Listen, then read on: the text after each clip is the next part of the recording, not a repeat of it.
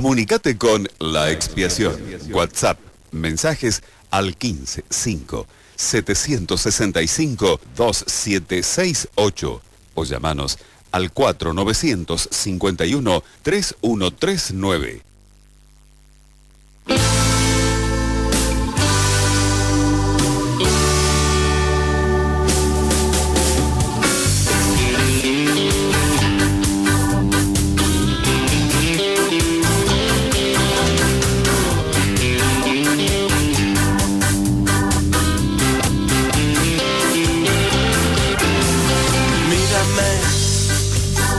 Años me cambiaron. 20 y 15, continuamos con La Expiación aquí por FM La Boca, con la vuelta del programa después de, de 2 semanas mías de ausencia, una semana tuya. Pero aquí estamos con una entrevista que se postergó la semana pasada y vamos a estar conversando con Poli Martínez Kaplún, que es la directora de Lea y Mira dejan su huella. Pero esta vez vamos a conversar con una de sus protagonistas. Sí, antes de estar hablando con Lea Sajak, como habíamos anticipado, invitamos a todos los que quieran ir a ver la función del documental Lea y Mira dejan su huella, de Poli Martínez Kaplún, que está los sábados y domingos en el Malva a las 20 horas. Exactamente, para quien se quiera acercar, vamos a ver si este domingo va a estar presente Lea en la función del domingo a las 20 horas, para quien quiera anotar. Domingos a las 20 horas va a estar la directora sí o sí, y va a estar quizás Lea, una de las protagonistas de este documental. Para quien quiera mandar mensajes, 1557652768.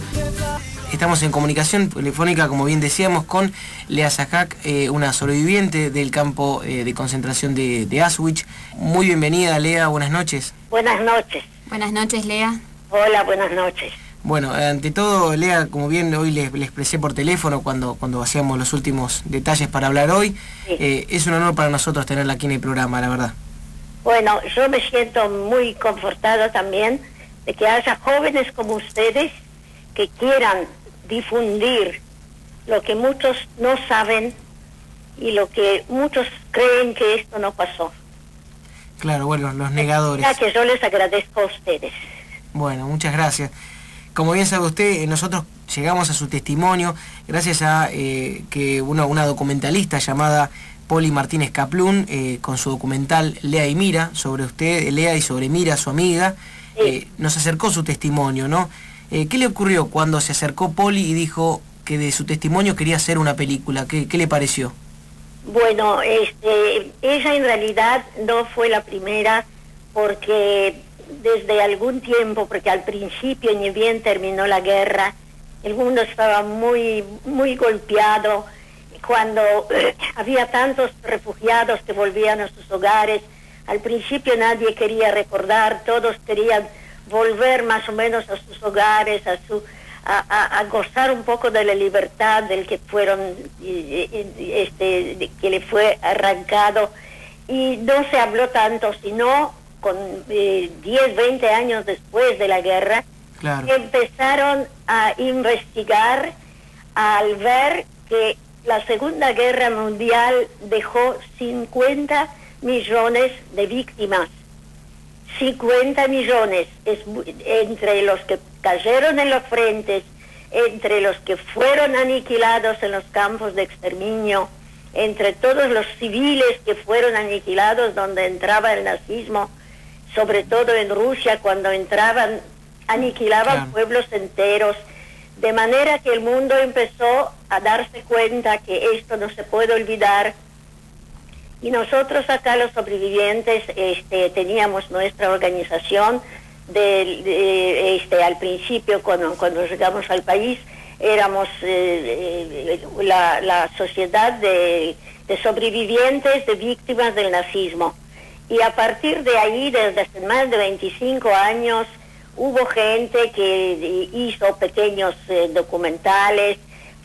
Yo ahí empecé, y Mira también, mi amiga, que lamentablemente ahora no está en condiciones de salud como hablar también. Empezamos a ir a dar testimonios a muchas instituciones, y vi que esto era muy positivo. Al principio era muy difícil hablar, la gente, porque es increíble todo lo que pasó. no entra en la mente humana que el ser humano puede causar a otro ser humano tanto daño de lo que pasó. Hemos empezado a dar testimonios mucho antes, y cuando Poli Martínez se nos acercó, nosotros ya estábamos acostumbradas a dar muchos testimonios, y yo incluso también, mira, tenía ya mi libro hecho, y que en realidad no era un libro, no es un libro escrito cronológicamente, que primero pasó esto, después esto, no. Son pequeños momentos del infierno que yo pasé. Son mis trabajos del taller literario, que cuando la profesora nos daba algún tema, yo directamente lo ensamblaba con algún episodio de mi trágico ayer. Y así surgió después, me obligaron prácticamente a que haga de esto un libro, porque esto va a ser un testimonio después de mí. Y yo ya soy una jovencita de 90 años, y apuro no tengo, pero sé bien claro que en algún momento me llamarán. Sí. Entonces, a raíz de ahí, a partir de ahí, cuando Poli se acercó, ella observó cómo es el trabajo en el taller y decidió que entre Mira y mí ella quisiera hacer algo. Y nosotras en ese momento ya estábamos entrenadas para eso. Sí, bueno, buenas noches, Leandre, todo bienvenida. Hola, buenas noches. Bueno, una de las cosas que usted también decía, que una de las cosas por las que luchan es contra la discriminación, que no solo fue contra los judíos, sino contra el mundo entero, ¿no? Exactamente. ¿Cómo veía todo lo que estaba pasando siendo tan niña? ¿Perdón? ¿Cómo usted veía, siendo tan chiquita, cómo veía toda la Sí, situación? Bueno, cuando nosotros llegamos hasta el campo de exterminio, que fue el último peldaño del infierno que nos tocó estar, ya habíamos pasado por varias instancias. Ya en aquel entonces, ser una niña de 15, 16 años, uno tenía 1000 años encima. Sí. Habíamos pasado previamente por bombardeos y vimos como Hitler en el año 33, cuando llegó al poder, los primeros campos campos de internación, campos de concentración que él construyó, fue para aniquilar antes que todo a sus adversarios políticos, de manera que campos de concentración como Dachau, como Buchenwald, esto es en territorio de Alemania, se ha hecho para internar. Antes que todo él se desligó de comunistas, de socialistas, de demócratas cristianos, de homosexuales, entre otros. Metió a mucha gente que no le gustaban, gente adoradores del sábado, muchas sectas, bueno, no los llamo sectas, son ramificaciones del cristianismo. Sí, claro. A todos ellos primero él internó en estos campos, luego empezó simultáneamente la aniquilación de los judíos. Por supuesto, en una situación límite, como se encontraba Alemania antes de llegar él al poder, cuando la hiperinflación deshizo prácticamente a Alemania, es muy fácil que se levante algún vivo, porque él loco no era, él sabía bien claro lo que va a hacer. Claro, sí, y sí. Muestra con el dedo siempre a quien era el más débil, a la minoría. Es muy fácil decir, ellos tienen la culpa. Y entonces la población, aunque sea inteligente, se convierte en masa. Y a la masa, cuando no tiene lo que traerle al hijo, no tiene para un plato de comida para traer a los hijos, la masa se vuelve directamente lobos, y se largan sin pensar, pensando que él tiene razón. Y así fue como los señalados fueron los judíos. Qué bueno el análisis que nos brinda Elea, la verdad que es muy interesante. Y sí, siempre el más débil la minoría, el más débil es muy fácil mostrar con el dedo. Y eso yo ya desde hace años, yo lo sabía. A mi historia siempre me apasionó desde más chiquita. Lo único que me gustó historia hasta hoy en día, soy una adicta. Mi lectura es netamente, tiene que ser basada en historia. Las novelas históricas, no solamente de ahora, de la historia de toda la humanidad, empezando por miles de años atrás, la lucha por la libertad y contra la discriminación fue siempre lo predilecto mío. Bueno, igual, por más que uno lea, ¿no?, un montón de libros, se informe, hay cosas que ocurrieron en ese lugar que usted quizás pudo atestiguar, que no hay manera de explicarlas. Exactamente. Lo vivido por mí realmente, incluso hay ahora gente que, por ejemplo, dicen, bueno, tanta bulla hacen con el Holocausto.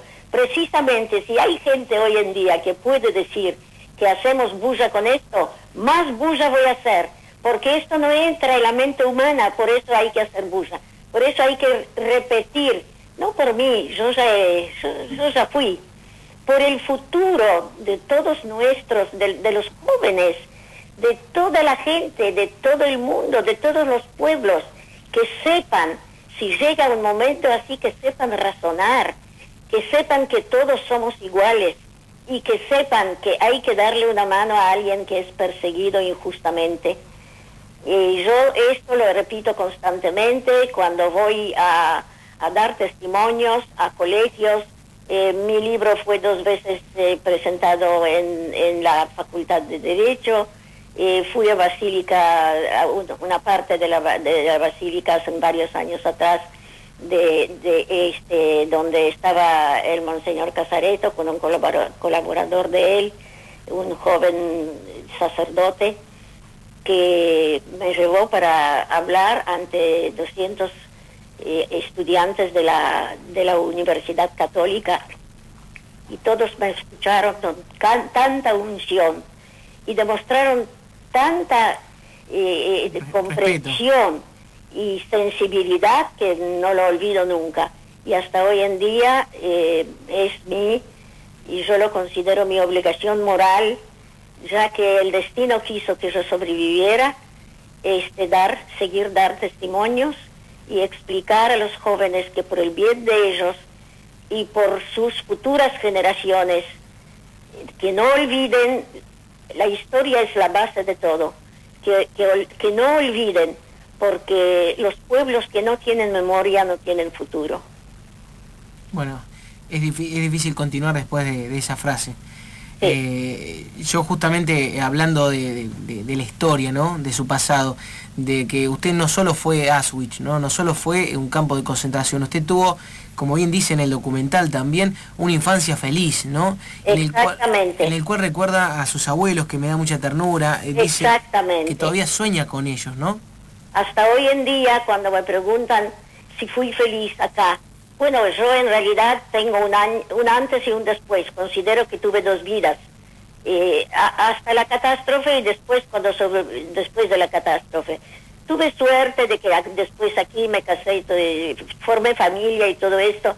No puedo decir, fui feliz, pero no fue la felicidad. La verdadera felicidad mía fue cuando yo era chiquita, cuando iba al pueblo de mis abuelos, que vivían en un pueblito de 2.000 habitantes. Era un pueblito como aquí en Argentina, Cosquín o otros, donde venía gente con tuberculosis. Hay otro pueblo que no me acuerdo en Córdoba, donde iban, era la época cuando todavía no había remedios para tuberculosis, era como hoy cáncer. Sí. Y allá había bosques de pinos. La felicidad mía de pasar los 2 meses de vacaciones, julio y agosto, en la gran casa de mis abuelitos maternos. Esos años felices jamás he de olvidar, y son como un faro en mi infancia. Como dice también su amiga Mira, dice el tesoro que nadie les puede sacar a uno, Exactamente, ¿no? Exactamente. Y Lea, y bueno, y después de tanto dolor, de todo lo que tuvieron que pasar, bueno, volvió a ser feliz nuevamente, volvió a tener otra vida. Y después, bueno, como también dice en el documental, que después de otro horror, volvió a ser feliz y pasó lo de la dictadura. ¿Cómo fue salir de ese horror y volver a meterse en otro? Esto realmente fue, yo en aquel momento casi llegué a ser madre de Plaza de Mayo. Tuve suerte, de otra manera no puedo explicarlo. Posiblemente yo directamente me largué a luchar y ellos todavía estaban vivos, realmente no tuvieron nada que ver con nada, sí. Pero en aquel entonces bastaba que alguien muestre con el dedo o hayan encontrado el teléfono de alguien que sí tenía algo que ver, no sé, volvieron porque si creería en Dios diría porque Dios es grande. Desgraciadamente el que estuvo en Auschwitz, no, yo perdí mi fe en Dios. A mí se me cayó la fe y se hizo añicos al ver a toda mi familia, más de 80 personas, empujados, mi mamá con 37 años, con mi hermanito en brazos a la cámara de gas. ¿Qué culpa tuvieron todos esos niños, bebés, abuelos, padres, jóvenes que querían vivir, querían crecer, querían amar y formar familias? Sí. Es como dice también, inocentemente, empujados a la cámara de gas. Ahí se me cayó la fe. Yo creo, mi fe es ser digna de ser. Todos para mí son iguales. Su amiga Mira, justamente en el documental, también remitiéndonos nuevamente, decía que Dios no estuvo en Auschwitz. Ahí está. Ella lo ejemplifica muy bien, por ejemplo. Es así, fue así. Yo, que me perdonen los creyentes, les resulta más fácil vivir, yo sé. Sí. Yo creo en el ser humano, el que lo es y el que no lo es, y lo creeré siempre. Y hablando hasta el último momento de mi vida, recordando y recomendándoles a los jóvenes, a los chicos, a los no tan jóvenes, que saquen sus conclusiones de lo que pasó y que no repitan los errores que se cometieron hasta ahora, porque siempre puede que nadie se diga esto les pasó a ellos. No existen ellos y no existen nosotros. Todo el mundo somos iguales y a todos les puede pasar si no tenemos memoria.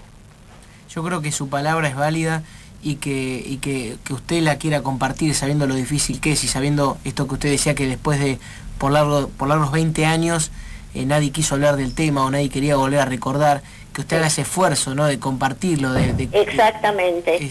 Y yo siento que es mi obligación moral y yo no puedo no hacerlo. A mis 90 años, felizmente me funciona la cabeza, me funciona. Estoy con 1000 nanas como una veterana de 90 años, por supuesto, pero mientras me funcione la cabeza y yo pueda aportar algo, seguiré aportando, seguiré contando y seguiré clamando para que la gente sepa lo que pasó y que no permitan que esto se vuelva a repetir. Sí, Lea, y como a mí me gusta tengan mucho, memoria. Tal cual. Cuando usted dijo que siempre que agreguen a otro, siempre hay que involucrarse, no dar vuelta a la cabeza, no mirar para otro lado, siempre involucrarse, eso me parece muy lindo lo que dijo. Sí, dar la mano a alguien en un momento difícil, porque mañana puede darse vuelta la cosa y uno pueda necesitar, que puede suceder la cosa al revés. Y también en momentos así yo pudieron haber sobrevivido mucho más si ciertos pueblos donde había donde existían tantos campos de exterminio, solamente, yo no digo exponer su vida por alguien, pero no delatar. Claro, sí. Callarse y no delatar, pudieron haber sobrevivido muchos más. Pero este es un tema un poquito largo que ustedes no dispondrán de tanto tiempo como para que yo les pueda explicar en ese momento. Simplemente en el libro ustedes se encontrarán con episodios que les va a explicar un montón de cosas. ¿Cómo se llama el libro, Lea, para la gente que Historias de mi mochila? Historias de mi mochila. Y sí, lo tengo yo porque ahora lo mandé a hacer otros 50 libros porque me pidieron muchos Entonces, en ese momento todavía dispongo de unos cuantos, así que si usted necesita... Vamos a hacer un canal aquí en base al programa para quien necesite un libro, puede mandarnos un mensaje y me llaman y si pasan por acá, y nos lo da. Sí. Yo le quería hacer una pregunta, Lea. Usted, bueno, cuando vino a la Argentina comentaba algo que me pareció muy interesante que le cuente a la gente, sabiendo que estamos pasando una situación un poco delicada, quizás económicamente. Digo, que usted llegó a la Argentina en una época en la cual usted decía que se podía trabajar, que había oportunidades, que había... Pero por supuesto, llegué de una Europa destruida, de una Europa hambriada, que no había comida, que era todo destrozos y todo escombros. Y llegué acá en un país que no pasó la guerra, un país rico que se podía autoabastecer, uno de los países más lindos del mundo. Yo no sé si la gente se da cuenta de lo que es este país. Y yo de repente cuando caminaba por la calle las primeras semanas y veía los tachos de basura, en aquel entonces todavía esos contenedores de hoy en día no existían. No, claro. Cuando se sacaba el tacho de basura de la calle, veía pedazos de pan. Y sobre todo el pan blanco, que en Polonia el pan blanco era más caro porque allá había mucho centeno y poco trigo, acá es al revés. Y veía pan, veía comida en la basura, yo me detenía y miraba los tachos, no lo podía creer. Y el que quería trabajar, el que solamente teniendo un poco de conciencia se pudo progresar. Claro, justamente en aquella época muchos de los sobrevivientes, justamente tan ávidos de libertad, tan ávidos de integrarse de vuelta a la vida, fue bastante difícil, pero la esperanza de un mundo mejor nos empujaba a seguir adelante, ¿no? Y sabiendo, yo tenía durante varios años un matrimonio que llegaron de Italia, también Italia es chiquita con muchos habitantes. Vinieron también después de la guerra, Italia también pasó lo suyo. Sí, sí. Con esta señora italiana vivíamos cerca y ella también tenía 2 varoncitos y jugaban. Yo siempre conversaba con ella. El marido trabajaba, ella limpiaba escaleras, ningún trabajo es feo, todo trabajo es digno. Siempre más digno que pedir que a uno le den. Y ella de a poquito compraban 3 ladrillos y los guardaban. Y otra semana compraban otros 5 ladrillos y guardaban. Y se construyeron así su casita. Y luego Italia empezó a desarrollarse y crecer. Pasaron varios años y se fueron de vuelta a Italia. Era una época que se podía progresar trabajando. Era una linda época, por más que económicamente cuando uno no le falta un poco, le falta algo, no es tan grave cuando hay libertad. Qué lindo, Lea, lo que la palabra más hermosa para mí en el mundo es libertad. Lea, yo le quería preguntar, porque usted cuenta de una manera muy linda cómo es que conoce a Mira, qué significa Mira para usted, ¿no? Que es como un alma... Ella era mi alma gemela. Sí. ¿Qué significó para usted? Silencios entre nosotras. Sí. Ella venía acá los fines de semana, últimamente cuando los dos enviudamos, los hijos ya crecidos, teniendo su vida. Podíamos quedarnos sentadas una al lado de la otra 1 hora sin hablar, pero cada una leyendo lo suyo, pero nuestras almas estaban unidas. Y de repente cuando uno pierde una amiga así es muy duro. Ella está ahora, la salud de ella no le permite estar ahora ya conmigo. Y bueno, es muy duro, pero bueno, uno tiene que afrontarlo. Sí. Y seguir adelante. Sí. Y Mira también, contaba algo muy lindo, que es como que cuando ustedes hablaban, ¿no? La otra completaba la oración de la otra. Exactamente, sí.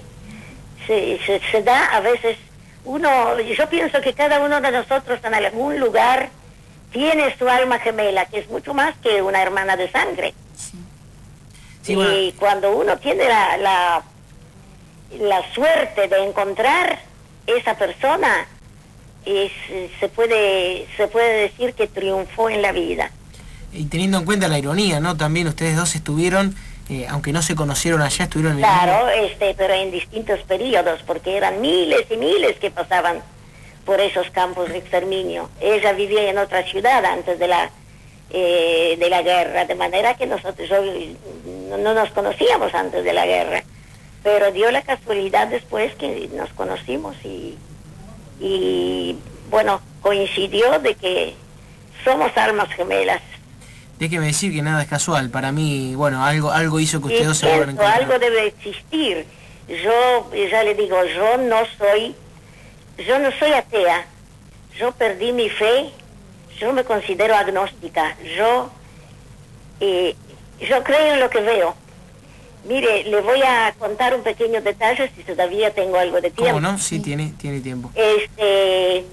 Hace varios años atrás leí en un matutino acá, creo que en el Clarín, no me acuerdo dónde, un artículo muy interesante de un historiador francés, católico él, que ni siquiera era historiador hasta aquel momento, tenía una farmacia, no sé, pero le interesaba mucho el fenómeno del Holocausto, de lo que pasó, de ese horror tan terrible que era increíble, que no se podía creer. Él quiso ver, y empezó a investigar. Estuvo investigando durante varios años y viajando por todos los países, hablando con todos los sobrevivientes y visitando campos de exterminio, y visitando todo. Y después en ese artículo escribe: no tengo ningún sentimiento religioso, soy cartesiano y existo en base a la duda. Dios murió en los meses de junio y julio de 1944 en los hornos crematorios de Auschwitz. Bueno, sus palabras... estas palabras sí, dicen todo. Él cuando llegó al último peldaño del infierno, cuando le tocó investigar después de que nos sacaron de Auschwitz y iban a dinamitarlo, porque ellos querían borrar después, cuando los rusos empezaron a avanzar muy rápido. Sobre todo Auschwitz quisieron aniquilar. Mira se quedó en Auschwitz cuando nos evacuaron porque la mamá estaba muy enferma y ella no salió, ella decidió morir junto con la madre, porque se sabía bien claro que van a dinamitar el campo.